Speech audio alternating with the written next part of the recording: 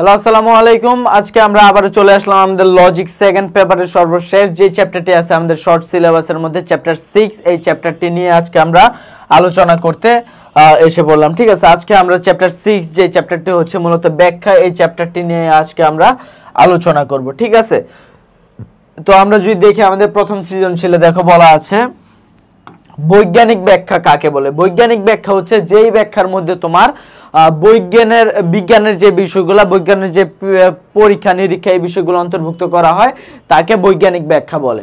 তারপর যদি দেখো আমরা যদি আমাদের ইসে যাই উদ্দীপকে যাই, দেখো বলা আছে তোমার জলোচ্ছ্বাসের কারণ নিয়ে দুই বন্ধুর মধ্যে কথোপকথন।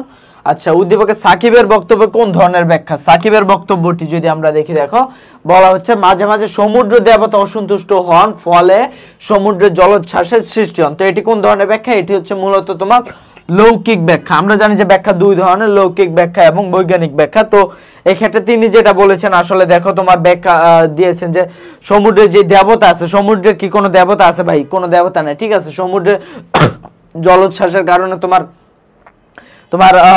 কারণ কিন্তু তোমার অন্য। ঠিক আছে, তো এই ক্ষেত্রে দেখো তোমার প্রাকৃতিক কারণে জলোচ্ছ্বাস হয়, কিন্তু তোমার এই ক্ষেত্রে বলা হচ্ছে তোমার দেবতার কারণে। তো এই ক্ষেত্রে তোমার বলতে হবে যে ব্যাখ্যাটা কি। প্রথমে বলতে হবে তোমার 1 নম্বর প্যারায় বললা লৌকিক ব্যাখ্যা। ঠিক আছে, 2 নম্বর প্যারায় এসে বলবা যে ব্যাখ্যাটা কি এবং তারপর বলবা তোমার লৌকিক ব্যাখ্যাটা কি। ঠিক আছে, এই দুইটা বিষয় তুমি এক্ষেত্রে দিবা, লৌকিক ব্যাখ্যা। তারপর 3 নম্বরে, এটা 2 নম্বর প্যারায়, 3 নম্বর প্যারায় এসে তোমার প্রয়োগ করবা। ঠিক আছে, 3 নম্বর প্যারায় এসে প্রয়োগ করবা। কিভাবে প্রয়োগ করবা? যে তোমার লৌকিক ব্যাখ্যার একটা উদাহরণ দিলা। ঠিক আছে, লৌকিক ব্যাখ্যার একটা উদাহরণ দিলা, উদাহরণ দিয়া তারপর তুমি উদ্দীপকের সাথে মিলাবা। ঠিক আছে, উদ্দীপকের সাথে মিলাবা যে কি কি ভাবে এটা মিলে গেছে। ঠিক আছে, অতএব এই ক্ষেত্রে আমরা বুঝতে পারি, যেমন তুমি দেখো এই ক্ষেত্রে বলা হচ্ছে যে কম ব্যাপক কোনো বিষয়কে নিয়ে ব্যাখ্যা করা যায় না। ঠিক আছে, ব্যাখ্যার বিভিন্ন কারণগুলো বললো, উদ্দীপকের সাথে মিলানো হচ্ছে। দেখো তোমার যে বিষয়টা কার্যকারণ কোনো সম্পর্ক নেই এক্ষেত্রে দেখা যাচ্ছে। তারপর ব্যক্তিগত বিশ্বাস ও ধ্যান ধারণার প্রতিফলন, সাকিবের ব্যক্তিগত বিশ্বাসের উপর ভিত্তি করে জলোচ্ছ্বাসের কারণ ব্যাখ্যা করেছেন, তাই এটা হচ্ছে মূলত তোমার কি, এটা লৌকিক ব্যাখ্যা নির্দেশিত হয়েছে। ঠিক আছে, লৌকিক এক্ষেত্রে ভুল দিয়েছে, লৌকিক ব্যাখ্যাকে এক্ষেত্রে নির্দেশ করানো হচ্ছে। ঠিক আছে, তারপর দেখো এক্ষেত্রে ঘতে বলা হচ্ছে তোমার সাকিব ও নাবিলের বক্তব্যের মধ্যে কোনটি গ্রহণযোগ্য? সাকিব এবং নাবিলের মধ্যে কোনটি গ্রহণযোগ্য? সাকিব কি বললো? মাঝে মাঝে আচ্ছা দেবতার কথা বললো, আর নাবিল বললো প্রকৃতপক্ষে চাঁদের আকর্ষণে সমুদ্র জোয়ারের সৃষ্টি হয় এবং এর সাথে বাতাসের গতিবেগ বেশি থাকলে কেবলমাত্র জলোচ্ছ্বাসের মতো ঘটনা ঘটে। তো এইটা কি? এটা হচ্ছে তোমার একটা বৈজ্ঞানিক ব্যাখ্যা। কারণ কি, আমরা জানি যে মধ্যাকর্ষণ বল আছে, মধ্যাকর্ষণ বল যখন পৃথিবীর কাছাকাছি চাঁদ আসে তখন এই পানির এই স্তরটা তোমার এই ক্ষেত্রে ফুলে ওঠে। ঠিক আছে, পানির স্তরটা ফুলে ওঠে, আর যখন তোমার এই ক্ষেত্রে বাতাসের বিষয়টা বেশি আসে, ঠিক আছে, বাতাস বেশি হয়, বাতাস বেশি হওয়ার ফলে এই স্রোতটাকে তোমার ঠেলে ঠেলে এইদিকে স্রোতটা এনে দিয়ে এদিকে বড় করে দেয়, এবং তারপরে এই যে কোস্টাল এরিয়া বা তীরের যে এলাকাটা আছে এইখানে এই পানিটা এদিকে এসে এগুলা এই এরিয়াটা ডুবিয়ে দেয়। তো এটা কি, এটা হচ্ছে একটা বৈজ্ঞানিক ব্যাখ্যা। ঠিক আছে, মানে সায়েন্টিফিক একটা এক্সপ্লেনেশন যে এই ক্ষেত্রে এই বিষয়গুলো ঘটে। কিন্তু ওই ক্ষেত্রে বলা হচ্ছে দেবতা। ঠিক আছে, ধরো একটা দেবতা আছে অ্যাকুয়াম্যান। ঠিক আছে, দেবতা বললো যে পানি সব উঠে যায়। ঠিক আছে, উঠে এইভাবে মনে করে এইভাবে মারলো। ঠিক আছে, এই ইসের মতো, ডক্টর স্ট্রেঞ্জের মতো এইভাবে উঠে এইভাবে মারলো, তারপর মনে করে এইভাবে যত পানি আছে সব উঠা মনে করে তীরে এসে বললো। এরকম তো হয় না। ঠিক আছে, এটা হচ্ছে বৈজ্ঞানিক ব্যাখ্যা। তো এই ক্ষেত্রে কোনটা গ্রহণযোগ্য? এই ক্ষেত্রে অবশ্যই আমাদের যে বৈজ্ঞানিক ব্যাখ্যাটা এটা গ্রহণযোগ্য। ঠিক আছে, বৈজ্ঞানিক ব্যাখ্যাটা এই ক্ষেত্রে আমাদের গ্রহণযোগ্য। তো এটা তারপর তোমার তুলনা করতে হবে। কিভাবে তুলনা করবা? তুমি এক্ষেত্রে ছক দিবা, ছক দিয়ে এক্ষেত্রে তারপর তুমি, আমি আগে এই বিষয়গুলো তো অবশ্যই আমার কাছে দেখেছো। ঠিক আছে, কিভাবে করতে হবে এই ক্ষেত্রে তোমার এক্ষেত্রে বৈজ্ঞানিক ব্যাখ্যা দিবা, আর এই ক্ষেত্রে দিবা তুমি লৌকিক ব্যাখ্যা। ঠিক আছে, লৌকিক ব্যাখ্যা দেওয়ার পরে তারপর তুমি এই ক্ষেত্রে বিষয়গুলা বর্ণনা করবা। ঠিক আছে, ও তারপর দেখো আমাদের পরবর্তী সৃজনশীলে বলা হচ্ছে তোমার বৈজ্ঞানিক ব্যাখ্যা, লৌকিক ব্যাখ্যা। একটা ঘটনা 1 আর ঘটনা 2 বলা হচ্ছে যন্ত্রপাতির ব্যবহার, উত্তম চা উৎপাদন, বৈদেশিক মুদ্রা অর্জন। বৈজ্ঞানিক ব্যাখ্যার রূপ কয়টি? বৈজ্ঞানিক ব্যাখ্যার রূপ হচ্ছে আমাদের 3টি। ঠিক আছে, তারপর দেখো এক্ষেত্রে লৌকিক ব্যাখ্যা ব্যক্তিভেদে ভিন্ন হয় কেন? লৌকিক ব্যাখ্যা মানে কি? লোকের ব্যাখ্যা। ঠিক আছে, লৌকিক ব্যাখ্যার মানে হচ্ছে তোমার লোকের ব্যাখ্যা। এখন আমি একটা কারণ বললাম, তোমার দুইটার সাথে মিলবে না, এইটাই তো স্বাভাবিক। তুমি একটা ভিন্ন মানুষ, আমি একটা ভিন্ন মানুষ, আমাদের কারণ মিলবে না, এইটাই স্বাভাবিক। এই জন্য কিন্তু যখন দেখি লৌকিক ব্যাখ্যা মানে বোঝানো হচ্ছে যে লোকের ব্যাখ্যা যেহেতু আলাদা আলাদা লোক, এই জন্য তাদের ব্যাখ্যাগুলো আলাদা হয়, স্থান কাল পাত্র ভেদে, ঠিক আছে, পরিবার ভেদে, পরিবেশ ভেদে। এই জন্য কিন্তু আমাদের লৌকিক ব্যাখ্যাটা কিন্তু ব্যক্তি ভেদে ভিন্ন হয়। তারপর দেখো গতে বলা হচ্ছে ঘটনা একে নির্দেশিত বিষয়টির সীমাবদ্ধতা ব্যাখ্যা করো। ঘটনা একে কি বিষয়টাকে করা হচ্ছে? ব্যাখ্যা, ঠিক আছে।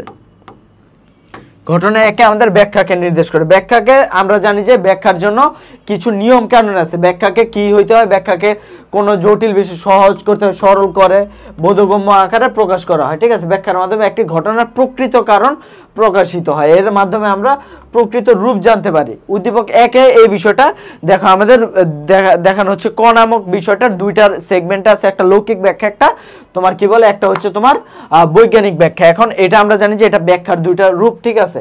এখন কিছু কিছু বিষয়ের ব্যাখ্যা দেওয়া যায় না, যেমন মৌলিক অবস্থার ব্যাখ্যা দেওয়া যায় না। মৌলিক অবস্থায় কি কি আছে? সুখ, দুঃখ, আনন্দ, বেদনা, প্রেম, বিরহ, এগুলোর কোনো ব্যাখ্যা দেওয়া যায় না। যে বিষয়টা তুমি দেখতে পাচ্ছ না, এটার কোনো ব্যাখ্যা দিতে পারবে না। মানসিক অনুভূতির প্রত্যেকটি একক এবং অনন্য বিষয়, এগুলোর তুমি ব্যাখ্যা দিতে পারবে না। এগুলাকে তুমি একটার সাথে আরেকটা তুলনা করতে পারবে না। আবার বিভিন্ন মৌলিক জড় পদার্থ, ঠিক আছে, জড় পদার্থের মৌলিক গুণ যেমন আকার, আকৃতি, গতি, প্রকৃতির ব্যাখ্যা দেওয়া যায় না। বিভিন্ন প্রকার মৌলিক নিয়ম যেমন প্রকৃতির নিয়মানুবর্তিতা, কার্যকরণ নীতি, স্বতঃসিদ্ধ নিয়ম যেগুলো আছে, এগুলাকে কোনো বিষয়ের অন্তর্ভুক্ত করা যায় না। এগুলা এই জন্য কোনো ব্যাখ্যা দেওয়া যায় না। এইসব ক্ষেত্রে এই বৈজ্ঞানিক ব্যাখ্যাটা সীমাবদ্ধ। তারপর দেখো এক্ষেত্রে বলা হচ্ছে ঘটনা 2 ঘটনা 1-এর খ চিহ্নিত স্থানের আলোকে ব্যাখ্যা করো। খ চিহ্নিত স্থানে কি? বৈজ্ঞানিক ব্যাখ্যা। এটার আলোকে আমাদের এই ঘটনা 2টাকে ব্যাখ্যা করতে হবে। তো আমরা যদি এটার আলোকে ব্যাখ্যা করি, দেখো এক্ষেত্রে বলা হচ্ছে তোমার ঘটনা 2-এ খ চিহ্নিত বৈজ্ঞানিক ব্যাখ্যা উপস্থাপন করা হয়েছে শৃঙ্খল যোজন। এই ক্ষেত্রে ঘটনা 2টা কি? শৃঙ্খল যোজন, ঠিক আছে। এটা হচ্ছে একটা আমাদের যে বৈজ্ঞানিক ব্যাখ্যার 3টা ভাগ, এর মধ্যে একটা ভাগ হচ্ছে তোমার শৃঙ্খল যোজন। শৃঙ্খল যোজন কিভাবে বোঝা যাচ্ছে? দেখো এক্ষেত্রে শৃঙ্খল যোজন মানে আমরা বুঝতে পারছি যে এটা একটার পরে একটা শৃঙ্খলা হয়, ঠিক আছে। যেমন দেখো তোমার আধুনিক যন্ত্রপাতি ব্যবহার করার ফলে কি হবে? উত্তম চা উৎপাদন হবে, এবং উত্তম চা উৎপাদন হলে কি হবে? তোমার বৈদেশিক মুদ্রা অর্জন হবে, ঠিক আছে। এই যে বিষয়গুলো শৃঙ্খল যোজন, ঠিক আছে। একটার সাথে আরেকটা যে ইন্টার কানেক্টেড, আন্তঃযোগাযোগ আছে এদের মধ্যে, এই বিষয়টা এখানে তোমাদের বলতে হবে, ঠিক আছে। এটা শৃঙ্খল যোজনকে নির্দেশ করছে। তারপর দেখো এক্ষেত্রে আমাদের পরবর্তী সৃজনশীলে বলা হচ্ছে ব্যাখ্যা কাকে বলে। আমরা জানি যে ব্যাখ্যা কাকে বলে? কোনো জটিল, দুর্বোধ্য, অস্পষ্ট বা রহস্যময় ঘটনাকে সহজ, বোধগম্য, স্পষ্ট করে তোলাকে ব্যাখ্যা বলে, ঠিক আছে। তারপর দেখো এক্ষেত্রে আমাদের খতে বলা হচ্ছে মনের মৌলিক অনুভূতিকে ব্যাখ্যা করা যায় না কেন, ঠিক আছে। মনের মৌলিক এইগুলো কেমন আছে? সুখ, দুঃখ, আনন্দ, বেদনা, এগুলা দেখো একটির সাথে আরেকটা তুলনা করা যায় না। এগুলা কারণ কি? দেখো এগুলা একটার সাথে আরেকটা সাদৃশ্য নির্ণয়, ঠিক আছে, বা মানুষ ভেদে, ঠিক আছে, এই বিষয়গুলো আলাদা হয়। একটার সাথে আরেকটা তোমার মিলানো যায় না, এগুলাকে তুমি করতে পারবে না, সহজভাবে তুমি প্রকাশ করতে পারবে না, ঠিক আছে। এই জন্য এগুলাকে তুমি ব্যাখ্যা প্রদান করা যায় না। দেখো গতে বলা হচ্ছে দৃশ্যকল্পে 1-এ বৈজ্ঞানিক ব্যাখ্যার কোন রূপটি প্রকাশিত হয়েছে। দৃশ্যকল্পে 1 যদি দেখি, জাহাজের গতির উপর নির্ভর করে নদীর স্রোত, বাতাসের বেগ, সারেং এর দক্ষতা ও ইঞ্জিনিয়ারের শক্তির উপরে। এটা কোনটাকে নির্দেশ করছে? এটা নির্দেশ করছে বৈজ্ঞানিক ব্যাখ্যার রূপ বিশ্লেষণ, ঠিক আছে। বিশ্লেষণকে এই ক্ষেত্রে করা হচ্ছে। এই যে তুমি মনে করো করলা, ঠিক আছে। এই ক্ষেত্রে দেখো জাহাজের গতিটা, জাহাজ কি পরিমাণ গতিতে চলছে, ঠিক আছে। এটা তোমার কিভাবে তোমার এই নদীর স্রোত, গতি নির্ভর করে নদীর স্রোত, বাতাসের বেগ, বাতাসটা প্রতিকূলে জাহাজের দিকে নাকি অনুকূলে, ঠিক আছে, কিংবা নদীর স্রোতটা কোন দিকে। তারপর এইসব কিসের উপর নির্ভর করে? সারেং এর দক্ষতা, ইঞ্জিনের শক্তির উপরে আসলে কিন্তু আমাদের জাহাজের গতিটা নির্ভর করে। এটা আসলে বিশ্লেষণ, ঠিক আছে। কোন রূপটিকে? এটা বিশ্লেষণকে আমাদের বোঝানো হচ্ছে, ঠিক আছে। বিশ্লেষণ মানে হচ্ছে তোমার একটা বিষয়কে তোমার করে, ঠিক আছে। দেখো তোমার বিশ্লেষণ বলতে কোনো বৈজ্ঞানিক ব্যাখ্যায় একটি মিশ্র কার্যের স্বতন্ত্র কারণগুলো পৃথকভাবে দেখানো হয়। এই যে নদীর গতি, এটাকে যখন পৃথকভাবে দেখানো হলো, তোমার সমুদ্রের স্রোত, বাতাসের সমুদ্রের বেগ, ঠিক আছে, বাতাসের তোমার দিক, ঠিক আছে, কিংবা আমাদের আরো যে বিষয়গুলো, এগুলো আলাদা আলাদাভাবে ব্যাখ্যা করা হয়েছে। এই জন্য এটা কিন্তু মূলত আমাদের বিশ্লেষণকে নির্দেশ করছে। তারপর দেখো আমাদের ঘতে বলা হচ্ছে দৃশ্যকল্প 2-এর বৈজ্ঞানিক ব্যাখ্যার শৃঙ্খল যোজন একটি উত্তম দৃষ্টান্ত। তো দেখো নিয়মিত লেখাপড়া উচ্চতর ডিগ্রি অর্জন, ভালো চাকরি লাভ, সমৃদ্ধি অর্জন। কিছু আগেই প্রিভিয়াস সৃজনশীলে কিন্তু আমরা এই বিষয়টা দেখে আসছি, শৃঙ্খল যোজন। ঠিক আছে, তারপর দেখো আমাদের বলা হচ্ছে ব্যাখ্যা কাকে বলে। ব্যাখ্যা কাকে বলে আমরা জানি, মৌলিক ব্যাখ্যা ব্যক্তিভেদে ভিন্ন হয় কেন এটা আমরা জানি। উদ্দীপকে উল্লিখিত গ্রামের সাধারণ বাসিন্দাগণের ধারণা কোন ধরনের ব্যাখ্যাকে নির্দেশ করে। সাধারণ মানুষ কি করলো, এলাকায় সারকারখানা স্থাপন করায় এর দক্ষিণ পাশে অবস্থিত গ্রামটির গাছপালা ক্রমে ক্রমে মরে যাচ্ছিল। কি করলো, গ্রামের বাসিন্দাগণ গাছপালা পাপ কর্মের ফল মনে করছিল, কিন্তু ওই এলাকার উদ্ভিদ বিজ্ঞান পাপ কর্মের ফল মনে করছিল। এটা আসলে কোন ধরনের ব্যাখ্যা, এটা হচ্ছে আমাদের দেখো তোমার লৌকিক ব্যাখ্যা। ঠিক আছে, যে লৌকিক ব্যাখ্যা মানুষের পাপের কারণে, তোমার পাপের কারণে গাছ কমে যায়। ঠিক আছে, যৌক্তিকগত ভাবে যেটা, ঠিক আছে, যৌক্তিক ভাবে এটা কিন্তু তোমার হয় না। ঠিক আছে, এই জন্য এটা হচ্ছে আমাদের লৌকিক ব্যাখ্যা। ঠিক আছে, এটা লৌকিক ব্যাখ্যাকে নির্দেশ করছে। ঠিক আছে, ঘতে দেখো বলা হচ্ছে উদ্দীপক অনুসারে গ্রামের সাধারণ বাসিন্দা এবং উদ্ভিদ বিজ্ঞানী আলমাসের ব্যাখ্যার মধ্যে কি ধরনের পার্থক্য রয়েছে। কি ধরনের পার্থক্য রয়েছে দেখো, আমরা যদি উদ্দীপক অনুসারে বাসিন্দা উদ্ভিদ বিজ্ঞানীরা কি বললো, উদ্ভিদ বিজ্ঞানী জনাব আলমাস গ্রামবাসীদের জানালেন গাছপালার এই অবস্থার জন্য পাপের ফল নয়, বরং গ্রামের পাশে অবস্থিত সার কারখানা থেকে নির্গত বিভিন্ন রাসায়নিক গ্যাসের বিক্রিয়ার ফলে গাছগুলা মরে যাচ্ছে। তার মানে এটা কোন ধরনের ব্যাখ্যা, এটা হচ্ছে আমাদের বৈজ্ঞানিক ব্যাখ্যা। ঠিক আছে, এটা হচ্ছে আমাদের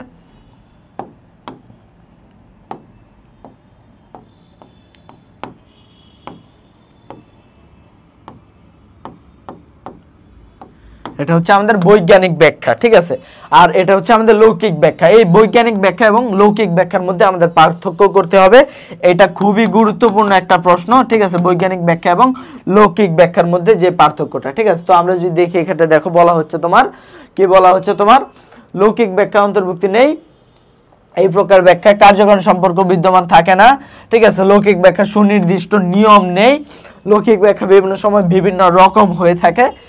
ঠিক আছে, এগুলারই বিপরীত। ঠিক আছে, বৃহৎ কোনো নিয়মের অধীনে ব্যাখ্যা করা যায় না, কিংবা ব্যাখ্যা সংযুক্তিকরণ অনুপস্থিত থাকে, বিচার বিশ্লেষণ করা যায় না। ঠিক আছে, এই বিষয়গুলোর বিপরীতটাই কি বৈজ্ঞানিক ব্যাখ্যা, যেখানে বিচার বিশ্লেষণ থাকে, সংযুক্তিকরণ থাকে, আমাদের কার্যকারণ সম্পর্ক থাকে, নিয়মানুবর্তিতার সম্পর্ক থাকে। ঠিক আছে, বড় বৃহৎ বিষয়কে ক্ষুদ্র বিষয় অন্তর্ভুক্তিকরণ করা যায়। তারপর বিভিন্ন রকম তোমার এই বিষয়গুলো এই ক্ষেত্রে বলতে হবে। পার্থক্যটা তুমি ছক করে দেওয়ার ট্রাই করবে। ঠিক আছে, আমি সবসময় বলি, কারণ এইভাবে দিলে তোমার নাম্বারটা অনেক বেশি পাওয়ার সম্ভাবনা থাকে। দেখো ব্যাখ্যা কত প্রকার আমরা জানি, ব্যাখ্যা দুই প্রকার, লৌকিক ব্যাখ্যা এবং বৈজ্ঞানিক ব্যাখ্যা। তারপর দেখো মৌলিক নিয়মকে ব্যাখ্যা করা যায় না কেন আমরা জানি। তারপর দেখো উদ্দীপকে প্রশ্ন চিহ্নিত স্থানে, দেখো একটা প্রশ্ন চিহ্নিত স্থান, এটার তিনটা বিভাগ, একটা হচ্ছে শৃঙ্খল যোজন, একটা এ একটা বি। তার মানে এটা কোন ব্যাখ্যার অন্তর্ভুক্তি, এটা হচ্ছে আমাদের যে বৈজ্ঞানিক ব্যাখ্যা তার অন্তর্ভুক্তিকরণ। ঠিক আছে, তারপর বৈজ্ঞানিক ব্যাখ্যার নির্দেশিত বিষয়টি, এক্ষেত্রে তোমার বৈজ্ঞানিক ব্যাখ্যার বৈশিষ্ট্য আলোচনা করতে হবে।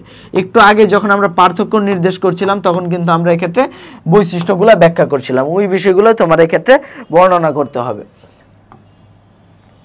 তারপর দেখো উদ্দীপকে এ ও বি এর দ্বারা নির্দেশিত তোমার যে বিষয়গুলো বৈজ্ঞানিক ব্যাখ্যার রূপসমূহ।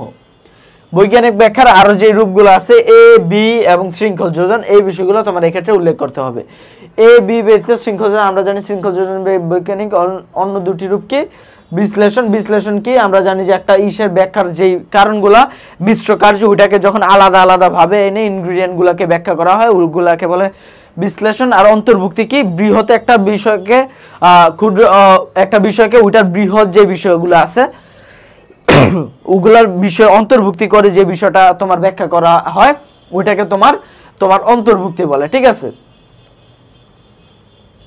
একটি কম ব্যাপক নিয়মকে একটি বেশি ব্যাপক নিয়মে ব্যাখ্যা প্রদান করা হয়, তাকে অন্তর্ভুক্তিকরণ বলে। এই বিষয়গুলোকে তোমার এই ক্ষেত্রে ব্যাখ্যা করতে হবে। তারপর দেখো ব্যাখ্যা কি আমরা জানি, ব্যাখ্যার প্রয়োজন হয় কেন এটা আমরা জানি, সহজ সরল এবং তোমার বোধগম্য করার জন্য কঠিন বিষয়কে। তারপর উদ্দীপকের দৃশ্যকল্প একে যে ব্যাখ্যাটি নির্দেশ করে, দৃশ্যকল্প একে কি নির্দেশ করে দেখো, চন্দ্র সূর্য পৃথিবী নিজ কক্ষপথে অতিক্রম করার সময় একই সরলরেখা অবস্থান করে তখন চন্দ্রগ্রহণ করা হয়। এটা কি, এটা আমাদের বৈজ্ঞানিক ব্যাখ্যাকে তোমার নির্দেশ করছে। ঠিক আছে, বৈজ্ঞানিক। তারপরে এক্ষেত্রে তোমার বৈজ্ঞানিক ব্যাখ্যার বৈশিষ্ট্য বলতে হবে।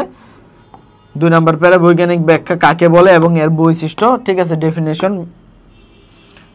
ব্যাখ্যা। ঠিক আছে। তারপর তোমার এই ক্ষেত্রে 3 নাম্বার প্যারা এসে তোমার এই ক্ষেত্রে প্রয়োগ করতে হবে যে বৈজ্ঞানিক ব্যাখ্যা কিভাবে উদ্দীপকের সাথে এটা মিলে গেল। তারপর দেখো তুমি এই ক্ষেত্রে ঘতে এসে বলতেছে পাঠ্য বইয়ের আলোকে দৃশ্যকল্প 1 এবং দৃশ্যকল্প 2 এর পার্থক্য। দৃশ্যকল্প 2 এ কি বলা হচ্ছে, রাহু নামক দৈত্য চন্দ্রকে গ্রাস করে, খায় ফেলে, ঠিক আছে, রাহু খায় ফেলে চাঁদকে, এই জন্য কি হয়, চন্দ্রগ্রহণ হয়। এটা কি, এটা হচ্ছে সম্পূর্ণ লৌকিক ব্যাখ্যা, ঠিক আছে, লৌকিক ব্যাখ্যা। তো এই ক্ষেত্রে লৌকিক ব্যাখ্যা এবং বৈজ্ঞানিক ব্যাখ্যার পার্থক্যটা দিতে হবে, যেটা আমরা প্রিভিয়াসলি সলভ করে এসেছি। তারপরের সৃজনশীলে দেখো বলা হচ্ছে ব্যাখ্যা কি আমরা জানি, ব্যাখ্যার প্রকৃতি কি, ব্যাখ্যার প্রকৃতি হচ্ছে দেখো জটিল বিষয়কে সহজ করা, ঠিক আছে, ব্যাখ্যা সংজ্ঞা দিবা, ব্যাখ্যা কিভাবে একটা জটিল বিষয়কে সহজ করে এই বিষয়টা বলতে হবে যে এই ঘটনা অধিকাংশ জটিল অবস্থায় বিদ্যমান, ঠিক আছে, প্রকৃতির আমরা এইসব ঘটনাকে সম্পর্কে জানতে পারি না, অথচ পৃথিবীর কার্যকারণ শৃঙ্খলে যুক্ত, এই অবস্থায় ব্যাখ্যার মাধ্যমে আমরা কি করি, জটিল ঘটনাকে সহজভাবে জানতে পারি, এটা মাধ্যমে আমরা কারণ আমাদের কাছে স্পষ্ট হয়। গতে দেখো বলা হচ্ছে উদ্দীপকে আফ্রিকার মানুষের ভাবনায় যে চিত্র, আফ্রিকার মানুষ কি বললো, 2019 সালের শেষ দিকে পৃথিবীর অনেক মানুষ অজানা একটি রোগে মৃত্যুবরণ করে, আফ্রিকার মানুষ ভাবলো কোনো দৈব শক্তির অভিশাপে এটা হয়। এটা কি, এটা দেখো এটা হচ্ছে আমাদের লৌকিক ব্যাখ্যা। লৌকিক ব্যাখ্যা আমরা অলরেডি জানি। আর এই ক্ষেত্রে দেখো পাঠ্যবইয়ের মানুষ বৈজ্ঞানিকের বক্তব্যের তুলনামূলক বিশ্লেষণ, বিজ্ঞানীরা কি বললো এই ক্ষেত্রে, এটা নাম এ ভাইরাসের সংক্রমণ থেকে এই রোগের উৎপত্তি, এটা হলো কোভিড-19, তার মানে এটা কোনটা, এটা হচ্ছে আমাদের বিজ্ঞানী যেটা, এটা হলো বৈজ্ঞানিক ব্যাখ্যা। বৈজ্ঞানিক ব্যাখ্যা এখন এদের মধ্যে তুলনামূলক আর বিশ্লেষণ মানে কি, এদের মধ্যে তোমার এটা করতে হবে, ঠিক আছে, তোমার এই ক্ষেত্রে পার্থক্যটা নির্দেশ করতে হবে।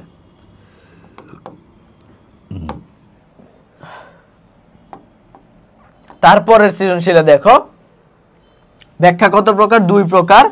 ব্যাখ্যা সীমাবদ্ধতা কি, আমরা জানি যে মৌলিক নিয়মকে ব্যাখ্যা করা যায় না, কিংবা কোনো তোমার যেটা দেখা যায় না ওইটা, কিংবা যেসব নিয়ম কানুন আছে প্রকৃতির নিয়ম ওইগুলাকে ব্যাখ্যা করা যায় না, ঠিক আছে, আমরা অলরেডি ওগুলা বলে আসছি, ওই বিষয়গুলাকে যে ব্যাখ্যা করা যায় না, এটাই হচ্ছে ব্যাখ্যার সীমাবদ্ধতা। দৃশ্যকল্পে 1 কোন ধরনের বৈজ্ঞানিক ব্যাখ্যা, দেখো কোন ধরনের বৈজ্ঞানিক ব্যাখ্যা, দৃশ্যকল্পে 1 সফলতা একটা কার্য, এটার দেখো কিছু তোমার এটাকে কি করা হলো, এটাকে তোমার দেখো বিশ্লেষণ করা হলো যে এই সফলতা একটা মিশ্র কার্য, যেটা আসছে কি কির জন্য, তোমার সময়নিষ্ঠতা, পরিশ্রম, সততা, ঠিক আছে, যেমন তোমরা যদি এই বিষয়গুলো বজায় রাখো, সময়নিষ্ঠতা, প্রতিদিন স্ক্রিন টাইম কমায় আনলা, একটা নির্দিষ্ট সময় তোমরা লেখাপড়া করলা, তারপর তোমরা পরিশ্রম করলা, বেশি বেশি পড়াশোনা করলা, এবং নিজেদের প্রতি সৎ থাকলা যে আমি এই সময়টা পড়বো, আমি নিজের প্রতি সৎ থাকবো, নিজের হকটা আদায় করবো, নিজের মা বাবার হকটা আদায় করবো, পরীক্ষার হলে গিয়ে আমি দেখাদেখি করবো না, এই বিষয়টা যখন তুমি করবা এর ফলে কি আসবে, তোমার সফলতা আসবে। এই মিশ্র কার্যকে যখন আলাদা আলাদা ভাগে তোমার ভাগ করে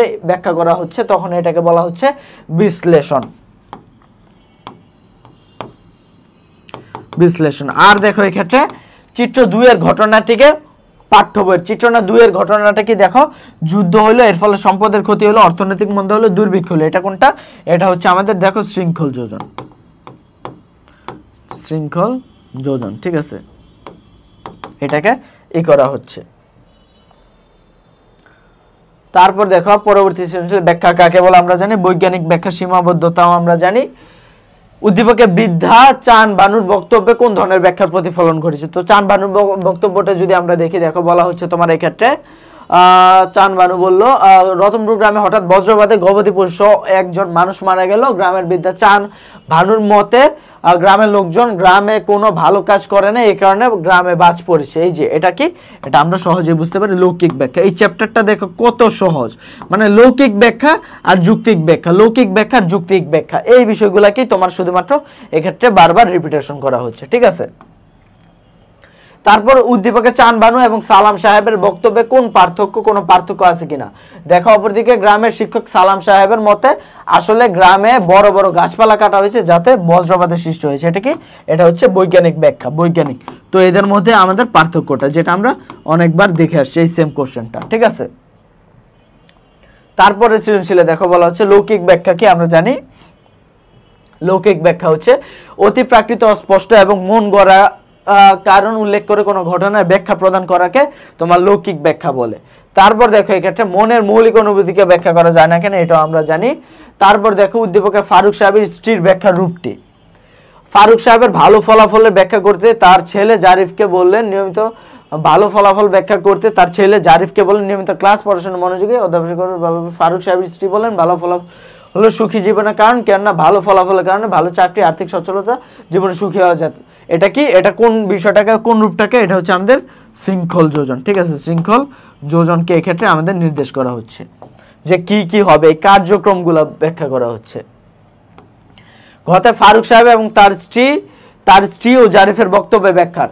ফারুক সাহেব নিয়মিত ক্লাস পড়াশোনা মনোযোগ অধ্যাবসে ভালো ফলাফলের কারণ।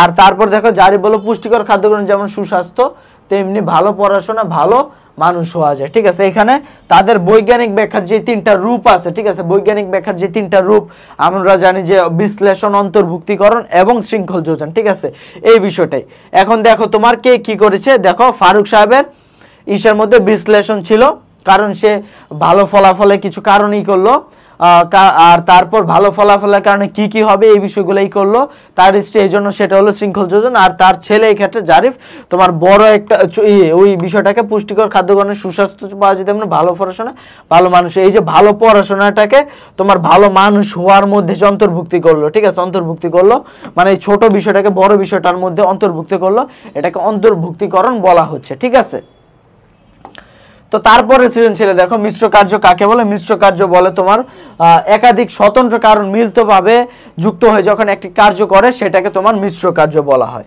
দেখো ঈশ্বর পদের ব্যাখ্যাদান সম্ভব নয় কেন, ঈশ্বর এটা একটা দেখো জটিল বিষয়কে সহজভাবে ব্যাখ্যা। তারপর দেখো ঈশ্বর পদটি প্রকৃতি এমন যে অনুরূপ কোনো বিষয় অন্তর্ভুক্ত করা যায় না, এটাকে কোনো বিষয় অন্তর্ভুক্ত করা যায় না, এই জন্য এটার কোনো ব্যাখ্যা দেওয়া যায় না। কোহেলির বক্তব্যে কোন ধরনের ব্যাখ্যার প্রতিফলন ঘটেছে। কোহেলি কি বললো, অশিক্ষিত আমিনের বৃষ্টি দেখে কোহেলিকে বলল হাতি সুরের মাধ্যমে পানি উপরের দিকে ছুড়ে দিলে বৃষ্টি হয়। এ কথা শুনে কোহেলি হেসে বৃষ্টিকে আনে সমুদ্রের পানি বাষ্প হয়ে উপরের দিকে এক পর্যায়ে তা, এটা কোনটা, এটা হচ্ছে বৈজ্ঞানিক। ঠিক আছে, আমরা বুঝতে পারি এটা বৈজ্ঞানিক ব্যাখ্যা। আর ব্যাখ্যার প্রকার ভেদের আলোকে আমেনা এবং কোহেলির বক্তব্যের মধ্যে পার্থক্য, তার মানে বৈজ্ঞানিক ব্যাখ্যা এবং লৌকিক ব্যাখ্যার মধ্যে যে পার্থক্য এটা বলতে বলা হচ্ছে। তারপর দেখো এক্ষেত্রে আমাদের ব্যাখ্যাকরণ কি। ব্যাখ্যাকরণ হচ্ছে কোনো দুর্বোধ্য কঠিন কোনো বিষয়টাকে সহজভাবে স্পষ্টভাবে বোধগম্যভাবে তোমার এই বিশ্লেষণ করাকে ব্যাখ্যা বলা হয়। লৌকিক ব্যাখ্যা ব্যক্তিভেদে ভিন্ন হয় কেন আমরা জানি। দৃশ্যকল্পে একে ব্যাখ্যার কোন রূপ, ধোঁয়া, ভিজে জানতে অগ্নিসংযোগ, তারপর পর্যাপ্ত অক্সিজেনের অভাব, অদক্ষ লোকের উপস্থিতি, বাতাসের প্রতিকূল অবস্থা, এর জন্য ধোঁয়া হয়। এটা কোন বিষয়, এটা হলো বিশ্লেষণ। ধোঁয়া কারণটাকে তোমার মিশ্র কার্যটাকে কয়েকটা কারণে তোমার আলাদা আলাদা ভাগ করলো। আর বৈজ্ঞানিক ব্যাখ্যার দৃষ্টিকোণ থেকে দৃশ্যকল্প 1 এবং 2 এর পার্থক্য। দৃশ্যকল্প 2 কি, বর্ষাকালে প্রজননের উপযুক্ত পরিবেশ সৃষ্টি, মশার উৎপাদ বৃদ্ধি, তার মানে এটা কি, এটা হচ্ছে শৃঙ্খল যোজন। শৃঙ্খল যোজন এবং ইসের সম্পর্ক কি, দুইটাই হচ্ছে তোমার বৈজ্ঞানিক ব্যাখ্যা রূপ, দুইটাই তোমার সবকিছু বিজ্ঞানের আলোকে ব্যাখ্যা করে, দুইটাই সহজভাবে একটা বিষয়কে তুলে ধরে। এর মধ্যে তোমার কি বলে প্রকৃতির নিয়মানুবর্তী কার্যকরণ নীতি তোমার এই বিষয়গুলোকে ব্যাখ্যা করা হয়। ঠিক আছে, তারপর এই বিষয়গুলো তারপর কিছু পার্থক্য দিতে পারলা দিলে ঠিক আছে, যেমন এরা এই বিশ্লেষণে তোমার পৃথক পৃথক ভাবে এর মধ্যেকার যে কারণগুলো আছে এগুলাকে ব্যাখ্যা করে, কিন্তু শৃঙ্খল যোজন আমরা দেখা যায় একটা কারণের ফলে আরেকটা কারণ এইভাবে শৃঙ্খলা এই বিষয়গুলোকে তোমার করে দূরবর্তী কারণগুলোকে তিনি করে। ঠিক আছে, শৃঙ্খলা যোজনার মাধ্যমে ব্যাখ্যা করা যায় এই বিষয়গুলো। ঠিক আছে, এইভাবে ব্যাখ্যা এবং তুমি ব্যাখ্যা দিবা সম্পর্ক এবং পার্থক্যের মাধ্যমে। ঠিক আছে, দেখো ব্যাখ্যা কত প্রকার, 2 প্রকার। ব্যাখ্যার 2টি উদ্দেশ্য লক্ষ্য, একটি সহজ করে স্পষ্ট করে। ঠিক আছে, আর তারপর তুমি দেখতে পারো ঘটনা কার্যকরণ সম্পর্ক নির্ণয় করে। তারপর দেখো এক্ষেত্রে বলা হচ্ছে দীপকে বি চিহ্নিত স্থানে তুমি কোনটি বসাবে। বৈজ্ঞানিক আরেকটা কি, আরেকটা হচ্ছে লৌকিক। ঠিক আছে, লৌকিক বিষয়টা আমরা জানি যে কেন হবে, এটা ব্যাখ্যার 2টা, একটা হচ্ছে বৈজ্ঞানিক একটা হচ্ছে লৌকিক। যেহেতু লৌকিক না এই ক্ষেত্রে এই জন্য এটা লৌকিক হবে। তারপর লৌকিক ব্যাখ্যাটা কি এই বিষয়টা জাস্ট ব্যাখ্যা করলে হবে। 2 এবং এ এবং বি, তার মানে এদের মধ্যে যে সম্পর্ক যে পার্থক্যটা, এরা কেন আলাদা, কিভাবে এরা, ঠিক আছে, এই বিষয়গুলো তোমার এক্ষেত্রে বলতে হচ্ছে। তারপর দেখো ব্যাখ্যা কি, আমরা জানি সার্বিক নিয়মকে কেন ব্যাখ্যা করা, সার্বিক নিয়মকে কেন ব্যাখ্যা করা যায় না। সার্বিক নিয়ম হলো সর্বোচ্চ নিয়ম, প্রকৃতির এমন নিয়ম যার চেয়ে বৃহৎ কোনো নিয়ম নেই। আমরা জানি ব্যাখ্যা করতে হলে কোনো বিষয়কে কোনো বিষয়ের অন্তর্ভুক্ত করতে হয়। ঠিক আছে, এই যেহেতু এই বিষয়কে অন্য কোনো নিয়মের অন্তর্ভুক্তি করা যায় না, এই জন্য এটাকে কোনো ব্যাখ্যা প্রদান করা যায় না। দেখো উদাহরণ 1-এ কোন ধরনের ব্যাখ্যার ইঙ্গিত রয়েছে। উদাহরণ 1-এ কোন ধরনের ব্যাখ্যার ইঙ্গিত রয়েছে, দেখো উদাহরণ 1-এ আহ্নিক গতির কারণে দিবারাত্রি সংঘটিত, এটা কোন ধরনের ব্যাখ্যা, এটা আমরা বুঝতে পারছি খুব সহজে, এটা হচ্ছে আমাদের বৈজ্ঞানিক ব্যাখ্যা। তারপর ঘতে দেখো উদাহরণ 2, 3 এবং 1-এর আলোকে 2, 3 কে 1-এর আলোকে। তো 2 কি দেখো, নৌকা চলে নদীর স্রোত, বাতাসের গতিবেগ, মাঝির দক্ষতা, পালের সমন্বয়। তার মানে উদাহরণ 2টা হচ্ছে আমাদের বিশ্লেষণ, ঠিক আছে, বৈজ্ঞানিক ব্যাখ্যার মধ্যে বিশ্লেষণ এটা। আর উদাহরণ 3 কি, পর্যাপ্ত বৃষ্টি হলে ভালো শস্য হয়, ভালো শস্য হলে দেশের উন্নতি হয়। তার মানে এটা হচ্ছে শৃঙ্খল যোজন, শৃঙ্খল